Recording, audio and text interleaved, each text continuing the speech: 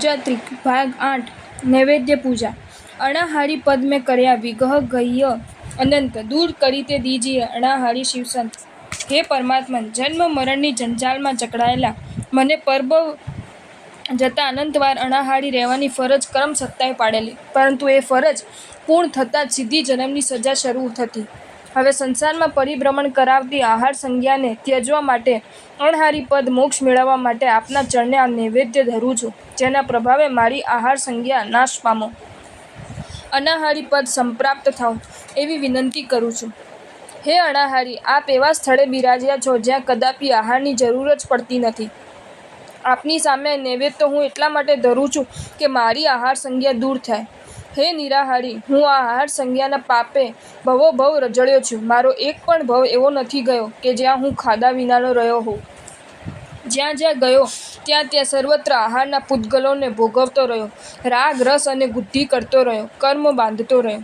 હે વિગતાહારી, મેરુના ઢગના ઢગ પણ નાના પડે એટલા ભોજન મેં કર્યા છે, પણ આ જીવડો હજી ધરાયો નથી।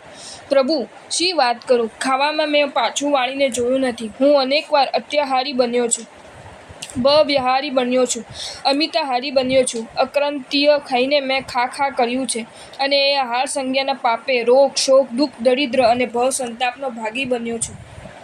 હે અવગતાહારી, આપને એક જ નમ્ર નિવેદન કરું છું કે હે પ્રભુ, આપ મારી પર એવી કૃપા કરો કે મારી આહાર સંજ્ઞા સર્વથા નાશ પામે, ભોજનના કોઈ પદાર્થમાં મને ક્યારેય રાગ ન થાય, અને વહેલી તકે આપે જે અનાહારી પદે બિરાજ્યા છો એ અનાહારી પદ મને સંપ્રાપ્ત થાય।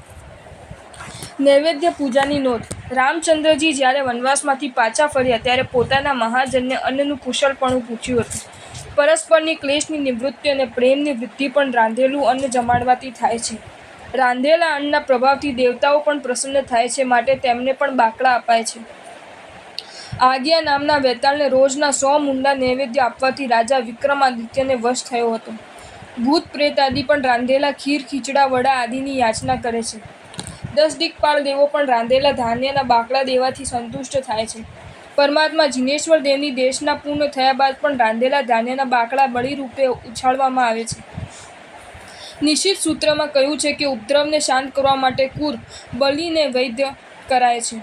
નિશ્ચિત ચૂર્ણીમાં કહ્યું છે કે સંપ્રતિ રાજા રથયાત્રા કરતા પૂર્વે વિવિધ જાતના ફળ, સુખડી, ચોખા, દાળી, કોરા વસ્ત્ર વગેરેનું ભેટનું કરતા હતા।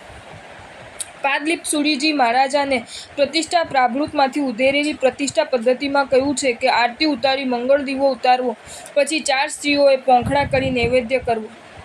મહાનિશ્ચિત સૂત્રમાં કહ્યું છે કે અરિહંત ભગવાનની ગંધ, કેસર, ચંદન, માલ્ય, ફૂલમાળા, દીપ, પ્રમાર્જન, નૈવેદ્ય, વસ્ત્ર, ધૂપ પ્રમુખ વડે પ્રતિદિન પૂજા કરવાથી તીર્થની ઉન્નતિ થાય છે।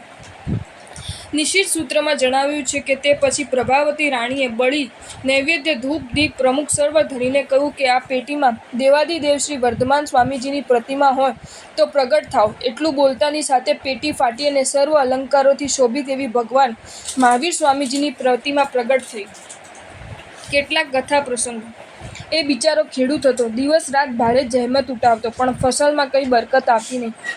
ભાગ્યથી હારેલો થાકેલો બિચારો ખેતરમાં માંચડા પર બેઠો બેઠો સામે દેખાતા જ હિમાલય સામે તાકી રહ્યો હતો। એટલામાં આકાશગામીની વિદ્યાવાળા કોક ચારણ મુનિને મંદિરમાં પ્રવેશ કરતા તેણે જોયો। ખેડૂત મંદિરના દ્વાર પાસે જઈને ઊભો રહ્યો। પેલા ચારણ મુનિ બહાર નીકળ્યા ત્યારે પગ પકડીને કહેવા લાગ્યો, હે કૃપાલુ, સાવ નિર્ધન છું, દુઃખી છું, કંઈક દયા કરો અને મને કંઈક ઇલાજ બતાડો જેથી હું સુખી થાઉં। મુનિશ્રીએ તેને કહ્યું કે પૂર્વ ભવે દયાદાન ભક્તિ કંઈ કર્યું નથી, માટે આવી હાલત થઈ છે। આ ભાવે તું કંઈ કરી છૂટ। ખેડૂતે કહ્યું, ગુરુદેવ, મારી પાસે દયાદાન કરી શકું એવી કશી સગવડ નથી, પણ આજથી એટલો નિયમ ગ્રહણ કરું છું, ઘરેથી મારું જે ભાત ટિફિન આવે છે તેમાંથી થોડું ભોજન નૈવેદ્ય રોજ ભગવાનને ચડાવીશ અને પછી ભોજન કરીશ। મુનિશ્રીએ તેને પ્રતિજ્ઞા આપી અને તે રોજ પાળવા લાગ્યો। એકવાર સખત ભૂખ લાગેલી અને ભાત ખૂબ મોડું આવ્યું, તોય તે નૈવેદ્ય ધરવા મંદિરે દોડી ગયો, પણ અફસોસ, આજે મંદિરના ઓટલે એક સિંહ મોં ફાડીને બેઠો હતો। ખેડૂત જરાક ગભરાયો, પણ વળતી પડે જ તેને નિર્ધાર કરી લીધો કે જે થવું હોય તે થાય, પણ નૈવેદ્ય ધર્યા વિના જંપીશ નહીં। હિંમત કરીને તે મંદિરમાં ચાલ્યો ગયો। નૈવેદ્ય ધરીને જ્યારે બહાર આવ્યો ત્યારે સિંહ દેખાયો નહીં. ખેડૂત ખેતરમાં જઈને જેવો પ્રથમ કોળિયો હાથમાં લે છે ત્યાં જ ધર્મલાભ કહેતા એક મુનિવર પધારે છે અને ભાવાવેશમાં આવીને ખેડૂત તમામ રસોઈ મુનિશ્રીના પાત્રમાં વહોરાવી દે છે. ત્યાં જ એકાએક દેવ પ્રગટ થઈને જાહેર કરે છે કે સિંહ અને મુનિના રૂપ મેં જ કરેલા. તું પરીક્ષામાં પાસ થયો છે, માંગ તે આપું. ખેડૂત કહ્યું કે મારી દરિદ્રતા દૂર થાય તેવું કંઈક કરો. દેવે તેને થોડાક જ દિવસમાં રાજા બનાવ્યો.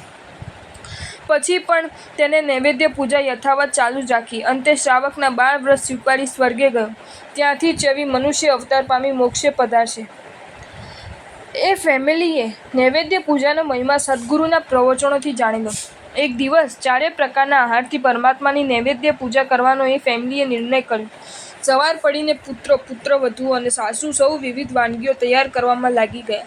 3 કલાક બાદ સુંદર 4 થાળ તૈયાર થયા. પહેલા થાળમાં દૂધપાક, પૂરી, કંસાર, ભજીયા, કેસરી દૂધ, રોટલી, ચોળી, મગ, મસૂર, લીલા ચણા, વાળ, ગટ્ટા, પત્તેવડી, હાંડવો, ઢોકળા ઇત્યાદિ અર્શન મૂકવામાં આવ્યું હતું. બીજા થાળમાં તજ, લવિંગનું પાણી, લીંબુનું શરબત, કાચી કેરીનું શરબત, કેસરનું શરબત, કાળા ખટ્ટાનું શરબત, ગોળ સાકરના પાણી ઇત્યાદિ પાન મૂકવામાં આવ્યું હતું. ત્રીજા થાળમાં શ્રીફળ, નારંગી, મોસંબી, સફરજન, ચીકુ, કેળા, બીજોરા, પપૈયા આદિ ફળો અને ડ્રાયફ્રૂટ આદિ ખાદી મૂકવામાં આવ્યું હતું. ચોથા થાળમાં નાગરવેલના પાન, તજ, લવિંગ, એલચી, ચોપારી, કલકત્તા મસાલા, વરિયાળી, ધાણાની દાળ ઇત્યાદિ સ્વાદી મૂકવામાં આવ્યું હતું. આમ 4 થાળ તૈયાર બાદ સુંદર વસ્ત્રો અલંકારો પહેરી સ્વજન પરિવાર સૌએ વાજતે ગાજતે બહુમાનપૂર્વક 4 થાળને હાથમાં ઉપાડીને પ્રભુની નૈવેદ્ય પૂજા કરવા માટે મંગળ પ્રસ્થાન કર્યું. રે જમાઈને વિવિધ વાનગી જમાડીને ખુશ થનારા તો ઘણા હોય છે. પરમાત્માની આવી નૈવેદ્ય પૂજા કરીને રીઝનાર તો કોક વિરલા જ હોય છે. તે દિવસે નૈવેદ્ય પૂજાની ઉછામણીની રમઝાટ બોલી રહી હતી. 2 પાર્ટી બરાબર કસમેકસ સામસામી આવી ગઈ હતી. 2માંથી એકે આ લાભ છોડવા તૈયાર ન હતી, કેમ કે તે દિવસે નૈવેદ્ય પૂજામાં ચડાવવાના મોદકની હાઇટ 2.5 ફૂટની હતી અને સાઇઝ હતી 1 ફૂટની. જે ભાઈને આદેશ મળ્યો તે ભાઈ જ્યારે નૈવેદ્યનો થાળ ઉંચકવા ગયા ત્યારે તેમની હાલત ગાંડીવ ધનુષ્યને ઉંચકવા ગયેલા પેલા મહાભારતના કર્ણ જેવી થઈ. બીજા 4 ભાઈઓએ ટેકો પુરાવ્યો ત્યારે એ થાળ સ્વસ્તિક પર બિરાજિત થયો અને પછી આ હેન્ડસમ હાઇટ ધરાવતા મોદકને જોવા નર નાળીઓના ટોળા ઉમટી પડ્યા. સૌના મોંમાં શબ્દો હતા, હાયલા કેવડો મોટો લાડવો. કેટલીક સાવધાની. નૈવેદ્ય પૂજામાં ઉત્તમ પ્રકારના મિષ્ટાન આદિ દ્રવ્યો પરમાત્માને ધરવા જોઈએ. જેનો ટાઈમ વીતી ગયો હોય તેવી મીઠાઈ પૂજામાં ન વાપરવી. આજે બજારું પીપરમિન્ટ અને ચોકલેટ વગેરે જે ચડાવવામાં આવે છે તે વ્યાજબી નથી. તેમાં અભક્ષ્ય પદાર્થો વપરાતા હોય છે. ઘરે આવેલા જમાઈરાજની થાળીમાં મીઠાઈના બદલે ચોકલેટ કે પીપરમિન્ટ પીરસી દેવામાં આવે તો કેવી ફજેતી થાય. ધર્મસંગ્રહ આદિ ગ્રંથોમાં 4 પ્રકારના આહારનો આખો થાળ પરમાત્માને ધરવાનો જણાવેલ છે. અશનમ, રાંધેલા ભાત, કસાર, દાળ શાક વગેરે. પાણમ, ગોળ સાકરના પાણી વગેરે. ખાદીમમ, ફ્રૂટ, ડ્રાયફ્રૂટ વગેરે. સ્વાદીમમ, કોરા નાગરવેલના પાન, સોપારી આદિ. આ 4 પ્રકારના આહારથી કરાતી પૂજા મહાફળને આપનારી છે. તેમાં પણ આગમમાં રાંધેલા ધાન્યનું પ્રતિપાદન કરેલું હોવાથી વિશેષ ફળને આપનારી બને છે.